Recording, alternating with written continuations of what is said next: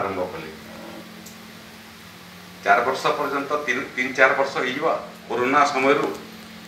महाप्रभु जगन्नाथ रथयात्रा हबार लगी जाऊँगी आसंता काली रथयात्रा 4 वर्ष है बंद पड़ा महाप्रभु जगन्नाथ मंदिर 4टा द्वार आम प्रतिश्रुति देलु जेन दिन आम सरकार हवा से दिन 4टा जाक द्वार खोला हवा भक्त भगवान भितर कहीं प्रतिबंधक ना हुआ भक्त सहजरे भगवान को भेटी पार्बा 12 तारिख सरकार गठन 13 तारिख सकालू सकालू श्रीमंदिर 4टा द्वार 4 वर्ष पर खुला बहुत समय आम खबर कागज में पढ़ुचु एवं टेलीविजन में देखुचु बहुत नीतिकांति अच्छे महाप्रभु जगन्नाथ बहुत समय अर्थर अभाव स्वयं महाप्रभु जगन्नाथ नीतिकांति बंद होगा प्रथम कैबिनेट मीटिंग एंता 12 तारिख शपथ ग्रहण उत्सव पर है